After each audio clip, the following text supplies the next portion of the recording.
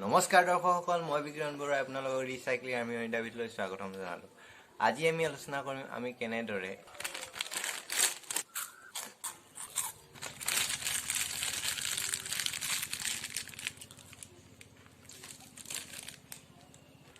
ইয়াৰ পৰা প্ৰস্তুত কৰিম আমি দুটা ক্ৰাফ্ট। তো দেৰি নকৰি আহক ভিডিঅ'টো আৰম্ভ কৰোঁ। Let's recycle.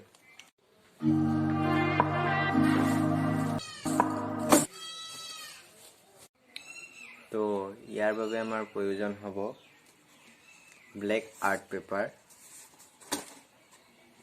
কেঁচি, কাটাৰ, স্কেল, পেঞ্চিল আৰু প্ৰয়োজন সাপেক্ষে যদি ৰং ব্যৱহাৰ কৰিবলগীয়া হয় ৰং ব্যৱহাৰো কৰিবলগীয়া হ'ব পাৰে। তো আহক আমি আমাৰ ক্ৰাফ্ট প্ৰস্তুত কৰা আৰম্ভ কৰোঁ। তো মই ইয়াত দুটামান ফটো পঠিয়াই থৈছিলোঁ। এইটো মাৰ ফোন, আচলতে মোৰ ফোনটো দি ভিডিঅ' কৰি আছোঁ। এইটো তাৰপিছত এই দুটা প্ৰস্তুত কৰিম। এইটো পিছতকৈ চেষ্টা কৰিব লাগিব, এইটো আৰু এইটো। তো আমি প্ৰথমতে এই দুটাই বনাই লোৱা হওঁ।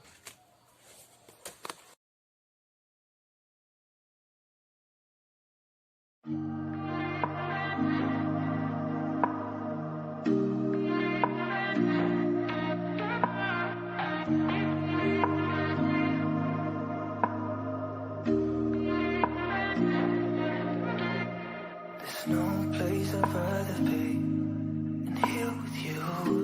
That's all I need. There's no one I'd rather see close to me. That's all I need. If I could stay, I would stay here forever. If you're meant to, then let's be.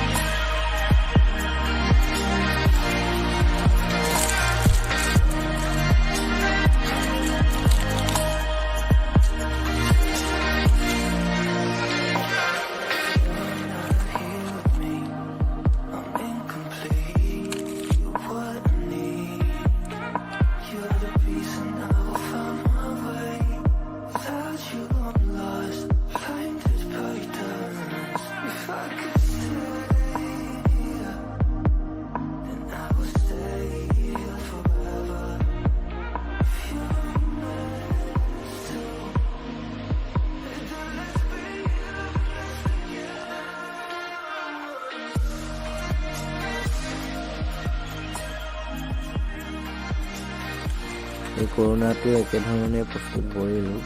এই লাঠিবোৰ মই colouring পেষ্টটো দিলোঁ আৰু ইটো back ছাইডটো দিলোঁ।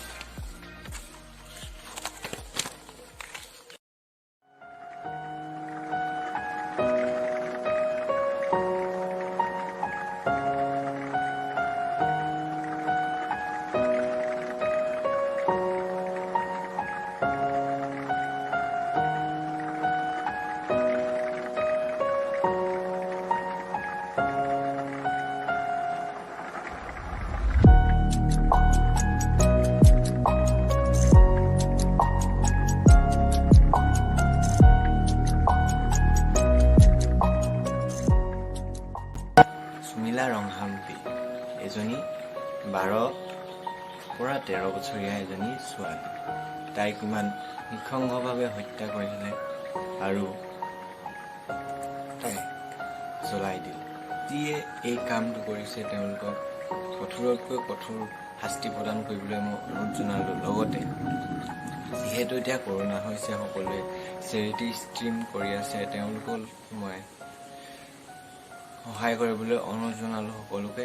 মই তলত কিছুমান তেওঁলোকৰ দিয়া নম্বৰ কিছুমান দি দিম, আপোনালোকে তাত পইচা পঠিয়াব পাৰে। আচলতে পঠিয়াব পাৰে নহয়, আমি আচলতে পঠিয়াব লাগে যাতে আমিও সহায় কৰিব পাৰোঁ। যিসকলৰ প্ৰয়োজন তো আহক আমি এনেধৰণে সহায় কৰোঁ অসমৰ ফালৰ পৰা তো আজিলৈ ইমানেই যদি ভিডিঅ'টো ভাল পালে লাইক কৰিব শ্বেয়াৰ কৰিব আৰু যদি নতুন ছাবস্ক্ৰাইব কৰিবলৈ নাপাহৰিব